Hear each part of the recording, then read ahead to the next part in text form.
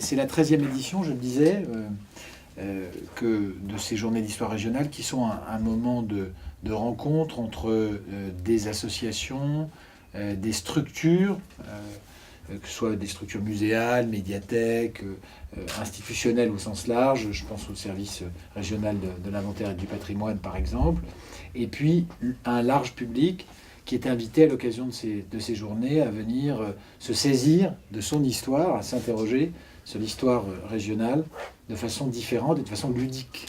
C'est très important.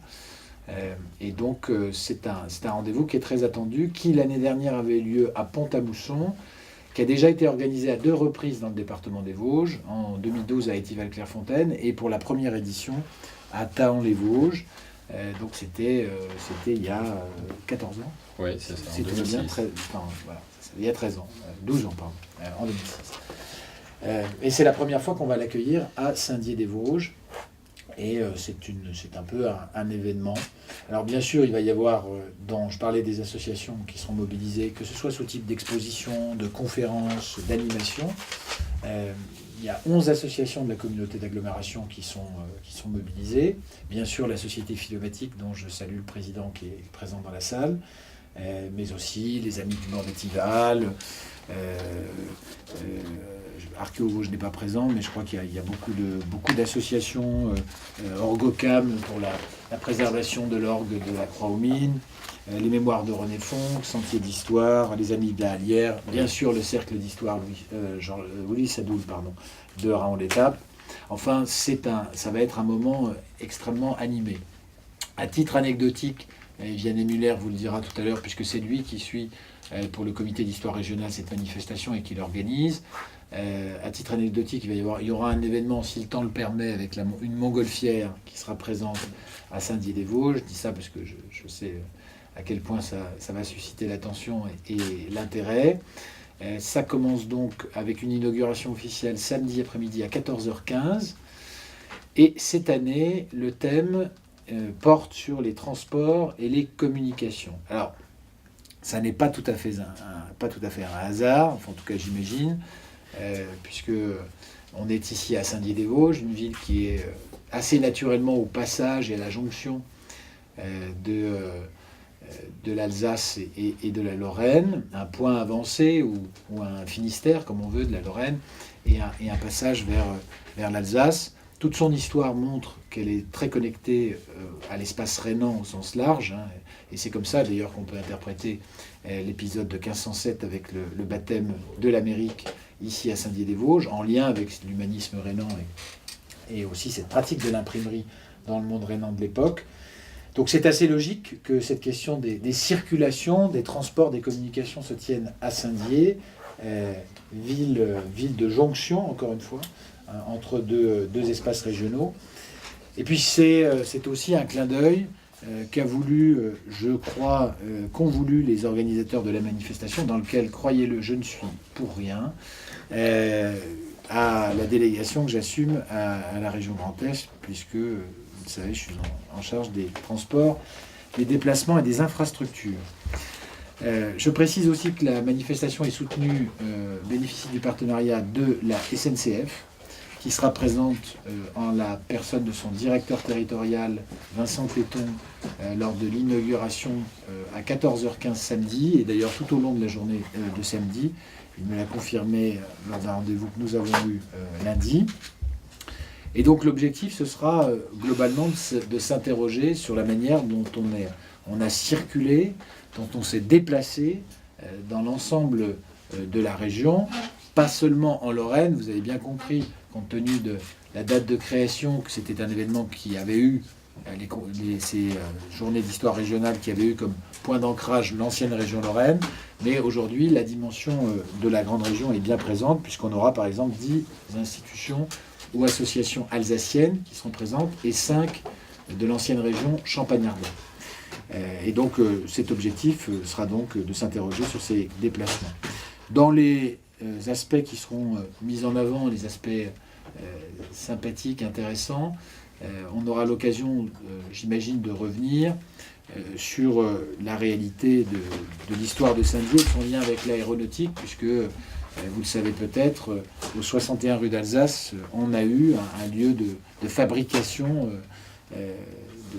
d'aéronefs, en tout cas d'éléments destinés à équiper des aéronefs à Saint-Dié-des-Vosges, qu'on retrouve évidemment dans cette tradition de l'aéroclub qui est désormais bien vivante et toujours bien vivante à Romomex. Donc on ne parlera pas que du train et que de l'histoire du train, même si je crois qu'une communication assez intéressante sera assurée par un des guides du musée du train sur la compagnie des chemins de fer de l'Est, que Maurice Lemaire a bien connu. Mais Maurice Lemaire, c'est le premier directeur général de la SNCF et longtemps ensuite député de Saint-Dié-des-Vosges. Mais ce sera donc une vraie fête de la connaissance, une vraie fête populaire de la connaissance et de l'histoire pendant ces 2 jours, donc à partir de samedi. Et je pense que tout le monde y trouvera son compte, tout type de public, savant et profane, pour utiliser des termes qu'on entend parfois sur d'autres chantiers. Voilà. Monsieur Muller, je vous donne la parole tout de suite pour revenir en détail sur la manifestation et expliquer comment ça se passe tellement bien avec les services de la ville de Saint-Dié quand ils accueillent une manifestation. Eh ben, c'est effectivement par là que j'avais prévu de commencer. Merci de me donner la parole. Merci à la ville de Saint-Dié, représentée ici par son maire, pour le soutien important tant en termes de mise à disposition que de soutien logistique apporté à la manifestation. Et je souhaitais souligner, c'était le deuxième point que j'avais prévu, à la fois la qualité de l'accueil des équipes de la ville et l'efficacité, parce qu'effectivement c'est un soutien important et ça permet de faire tourner efficacement ce type d'événement. Alors je vais essayer d'être relativement rapide pour vous présenter toute la richesse de ce thème, puisqu'il y a une centaine d'interventions, soit par le biais d'expositions, d'associations, par le biais de conférences, par le biais d'animations à l'extérieur, par le biais d'ateliers pour les enfants, par le biais de reconstitutions historiques. Donc on ne va pas pouvoir tout examiner dans le menu. Néanmoins, je voulais insister sur quelques temps forts et puis essayer de vous montrer à travers quelques exemples la diversité et le fait qu'il y en aura effectivement vraiment pour tous les goûts, les amateurs de toutes les périodes, de toutes les thématiques, pour ce beau rendez-vous qu'on vous propose donc au printemps sur l'histoire, avant que Saint-Dié se mette à l'automne à l'heure de la géographie dans quelques mois. Alors ces quelques temps forts seront celui bien sûr déjà cité par David Valence de l'inauguration, je ne m'attarde pas. La présence de la SNCF à cette inauguration s'explique par un partenariat qui est lié au programme 80 ans de la SNCF. L'entreprise publique fête ses 80 ans cette année. Elle a donc mis en place un programme Collection 80 ans qui vise à collecter auprès du grand public toute une série d'objets en lien entre les usagers et l'entreprise publique. Alors ça peut être d'anciens titres de transport, mais ça peut être aussi tout objet qui est lié à l'usage du train, des petits carnets, des dessins, des campagnes publicitaires, des campagnes d'animation dans les trains qui ont pu exister au cours de la période. Et il y aura donc sur la manifestation un de ces points de collecte pendant 2 jours. Les déodaciens ou toute personne qui le souhaite pourra apporter sur ce point de collecte des objets en lien avec son histoire partagée avec la SNCF. Ça sera numérisé et ce sera ensuite disponible en ligne. En espérant bien sûr que tout cela dans le contexte actuel, les gens puissent profiter aussi des services de la SNCF pour venir à Saint-Dié. Deuxième temps fort, la montgolfière du Grand Est. Je ne m'y attarde pas, si ce n'est que pour rappeler, si vous ne l'avez plus en tête, qu'un des pionniers de la montgolfière, c'est Pilâtre de Rozier, un chimiste messin, non pas l'inventeur, vous le savez, c'est les frères Montgolfier qui ont inventé la montgolfière, mais le premier, un des 2 premiers hommes, à avoir effectué un vol libre, c'est-à-dire dans un ballon non captif, pour une durée de 25 minutes, monté à 1000 mètres d'altitude quand même, presque, donc un exploit en cette date, 1783, donc une invention qui a maintenant dépassé les 2 siècles d'existence. Dans les temps forts, toujours, très ouvert là pour un public familial, c'est le rassemblement place du marché le dimanche matin entre 9h30 et 12h30 d'écurie gentiane historique qui viendra présenter des véhicules anciens et de prestige. C'est leur rassemblement mensuel qui sera, je dirais, un petit peu dopé par la manifestation et ils seront rejoints par un club de moto, le Custom Brothers Biker Club, qui est aussi installé à Saint-Dié. Et l'après-midi, sur la place Jules Ferry, on pourra découvrir encore un certain nombre de véhicules anciens, donc le dimanche principalement. Le samedi, ce sera quelques véhicules, un club de 2 chevaux qui sera présent, donc qui montreront un autre type de véhicule mythique. On continue sur la manifestation. Pour continuer sur les transports, on aura aussi le village 1900 qui sera présent, qui fera une petite reconstitution d'un garage et qui sera présent avec une automobile, la Renault AG 1908, qui est un véhicule mythique puisque c'est la première grande commande des taxis parisiens. Et donc c'est ce véhicule qui a été massivement utilisé pour l'épisode des taxis de la Marne pendant la Grande Guerre. Donc c'est un véhicule dont le profil, je dirais, est tout à fait sa place dans un événement historique. Dimanche matin, à l'hôtel de ville, 2 conférences qu'on a souhaité distinguer du copieux programme de conférences qu'on a par ailleurs. 2 conférences qui tournent autour de l'histoire de Saint-Dié-des-Vosges, qui sont sur un format plus important, 45 minutes, qui se déroulent à l'hôtel de ville, et qui, donc à partir de 10h, et qui feront, je dirais, un grand écart chronologique, mais pour nous parler de ce territoire, de Saint-Dié et de ses environs, avec une première communication sur les axes les voies de communication à l'époque gallo-romaine, à partir de ce que les traces archéologiques peuvent nous en dire. C'est Sentiers d'Histoire et son président Jérémy Graciot qui s'en chargeront. Et puis la deuxième conférence sur les percées ferroviaires des Vosges autour de la Grande Guerre, assurée par Yann Prouillet, ici présent, que vous connaissez tous de la Société philomatique vosgienne, et qui reviendra sur une série de projets, pas tous aboutis, et qui nous rappelle que l'histoire, c'est pas seulement l'histoire de ce qui a eu lieu, mais aussi l'histoire des choses qui n'ont pas abouti, mais ont à un temps donné constitué des éléments importants pour la société, pour le débat public, pour le mouvement. Donc c'est aussi quelque chose d'intéressant à aborder.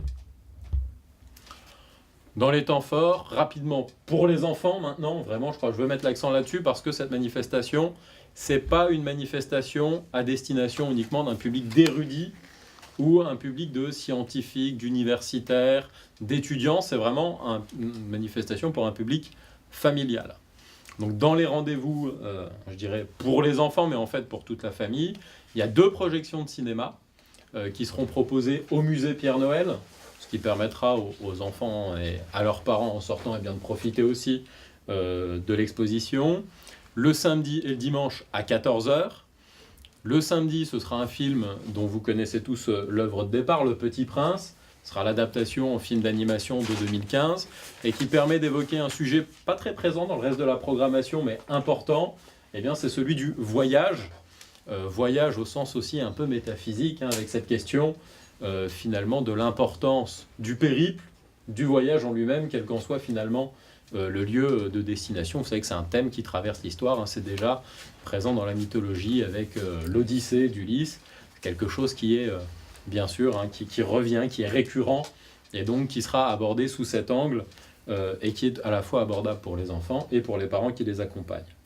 Le lendemain, un film moins connu, toujours au musée, Tout en haut du monde, qui est un film qui a été soutenu par la région Grand Est pour la réalisation cinématographique de 2015 aussi, un dessin animé en réalité, et qui permet d'aborder la question des grandes explorations, qui est là aussi un sujet finalement peu traité par les associations locales, parce qu'elles nous parlent de notre territoire, de nos territoires, qu'il aurait été dommage de ne pas aborder à Saint-Dié, marraine de l'Amérique. Ça aurait été dommage de rater les grandes explorations. Et donc là, ce sera la question de l'exploration du Grand Nord qui sera abordée. Donc on n'est plus du tout dans le Grand Est, en tout cas pas le Grand Est de la France, puisqu'on est en Russie. Et à travers les yeux d'une enfant, on va découvrir l'épopée de la conquête du Grand Nord. Elle recherche son grand-père, concepteur naval, qui s'est échoué avec son brise-glace dans le Grand Nord. Donc elle emprunte une épopée, toute une série de moyens de transport. Et là aussi, c'est intéressant pour rappeler aux enfants que si aujourd'hui il semble évident de pouvoir regagner n'importe quel coin de la planète, si ça semble évident de pouvoir entrer en communication avec n'importe qui, n'importe où dans le monde en très peu de temps, eh bien finalement c'est une acquisition de l'humanité qui est somme toute très récente. Donc là aussi un thème intéressant. Je m'attarderai moins sur le reste. Une série d'ateliers fusées proposés sur le parc Jean Mansuy, découvrir comment on fait fonctionner une fusée. Donc c'est les principes physiques qui seront abordés, c'est des fusées à eau et air comprimé. Un atelier de conception de cerfs-volants, donc ces 2 ateliers sont sur inscription, hein, pour pouvoir être certain d'avoir une place, des ateliers de 2 et 3 heures. Et puis un atelier là, qui n'est pas sur inscription, autour des mines et de l'exploitation de la mine et de la gestion du transport du minerai à partir de la Renaissance, un thème qui est important, hein, ici à Saint-Dié, puisqu'on est très proche de la Croix-aux-Mines, et l'association, hein, de mise en valeur des mines de la Croix-aux-Mines sera bien sûr présente, même si cet atelier est proposé par les mines du Tillot. Belle présence minière sur la manifestation.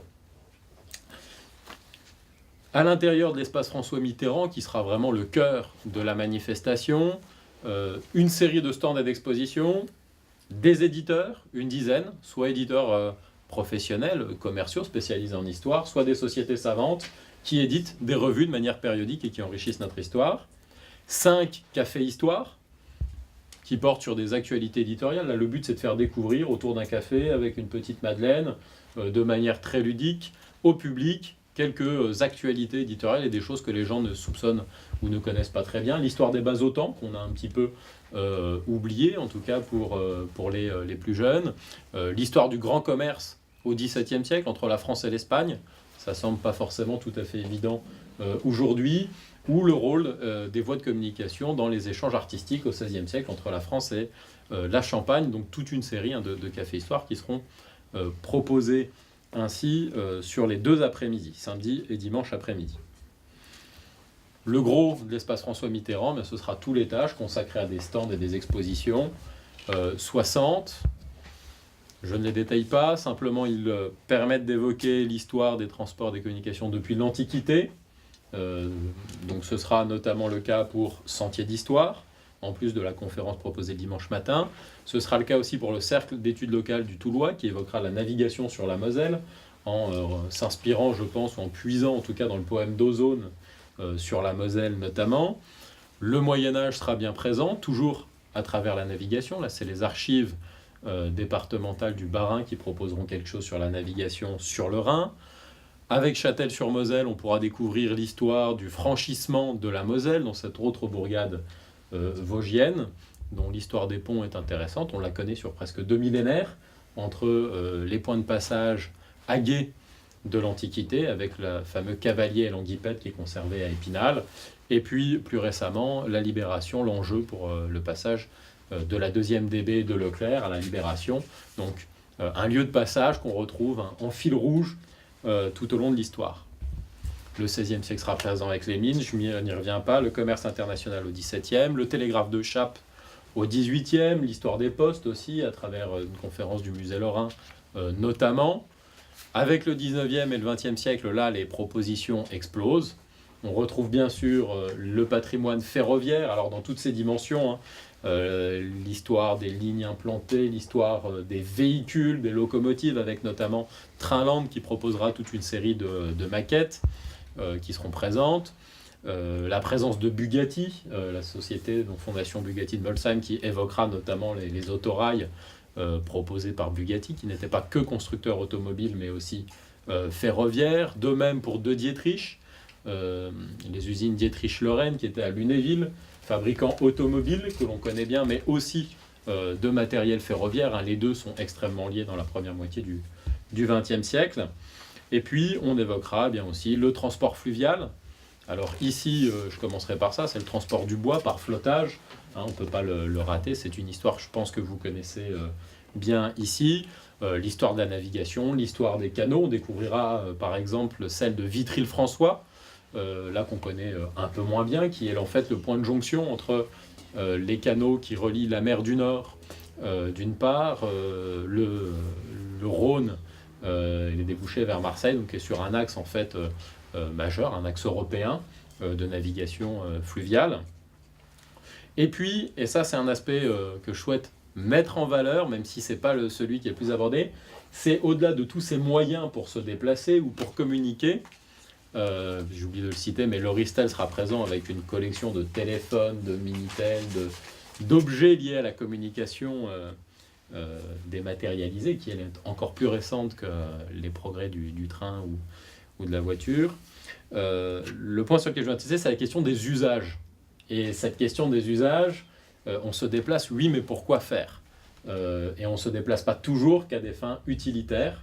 Et donc, à travers tous ces stands, eh bien, on découvrira à la fois des usages très commerciaux, des usages plutôt de plaisance.